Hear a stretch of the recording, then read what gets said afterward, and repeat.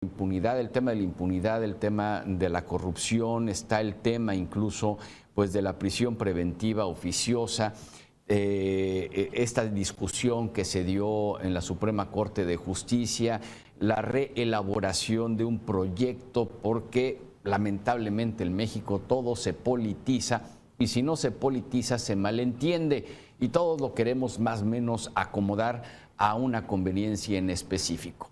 Y me da mucho gusto saludar esta tarde al ex procurador general de la República, abogado Ignacio Morales Lechuga. Nacho, ¿cómo te va? Buenas tardes. Bien, muchísimas gracias, muy buenas tardes a todo tu auditorio, muchísimas gracias. Nacho, más allá del discurso o de la narrativa o de los intereses políticos que pudiese llegar a haber, ¿cómo lograr que México salga del hoyo donde está metido en el tema de la impunidad? Y como ya lo hemos platicado, la impunidad, la madre de la corrupción, y esto pues nos ha estado metiendo en un círculo vicioso o ya en una espiral que de plano pues simplemente damos vueltas y no vemos la salida. Bueno, yo creo que el tema que nos planteamos es cómo rescatar la seguridad pública en México, cuando menos a los niveles prevalecientes antes del año 2000. Y el rescate de la seguridad pública tiene que empezar por el tema municipal y estatal antes que el federal, y aquí se ha estado haciendo al revés. O sea, se está hablando del tema de la Guardia Nacional invirtiendo dinero en materia federal, y esto no es posible que pueda funcionar de esta manera. Es como tratar de atrapar a un zorro por la cola en lugar de por el cuello.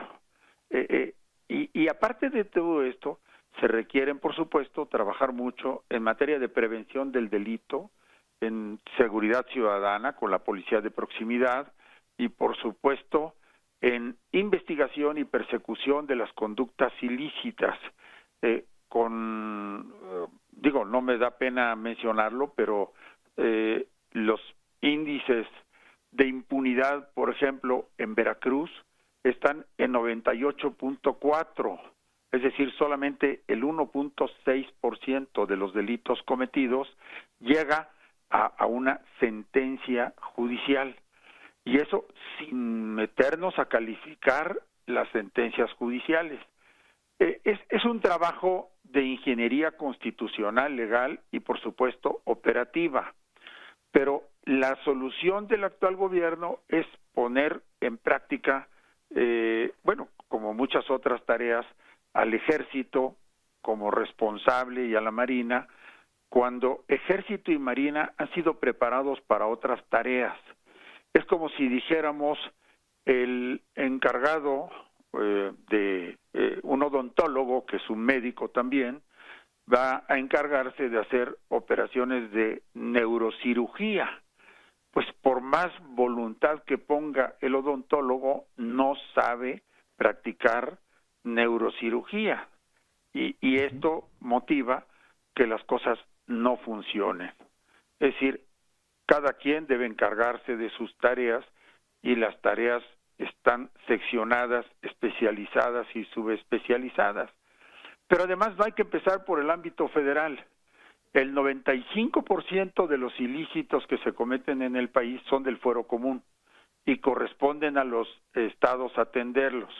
Y yo quisiera decirte que hay estados en donde la delincuencia y la violencia no han crecido, como es Yucatán, u otros donde se ha rescatado, como es Querétaro, Guanajuato en cierta medida, Aguascalientes, por ejemplo, también son ejemplos de este rescate, de esta reversión, y lo han hecho pues seguramente con el apoyo de la Federación, pero ha sido un esfuerzo local.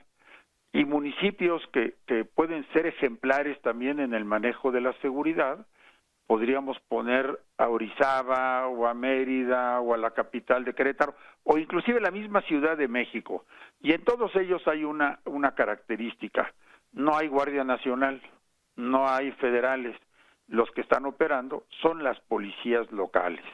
¿Por qué? Pues porque están preparadas hasta cierto punto, pero no se les ha dado la oportunidad de avanzar en esa preparación excepcionalmente lo podríamos tomar como un esfuerzo de la comunidad local y de las presidencias municipales, pero la federación se ha desentendido de esto porque nada más está pensando en el mando único y en la Guardia Nacional. Yo creo que Claro. ese es el tema, ¿eh? Claro, no, y es muy interesante y aquí tengo muy poco tiempo, Nacho, para Sí. preguntarte lo siguiente, porque hay algunos alcaldes, alcaldesas, que dicen es que no tenemos recursos, pero las entidades, vaya, los municipios que nos acabas de mencionar, pues de una u otra manera sufrirían del mismo mal y eso hace que los alcaldes digan, pues no puedo porque me eliminaron el Fortaseg, los estados digan, no puedo porque me eliminaron el Fortaseg. Sí. Bueno, yo creo que es parte de recursos, pero también parte de estrategias, de técnicas, de tácticas. Sí se requieren recursos, pero los recursos fundamentalmente tendrían que venir en materia cibernética, digital.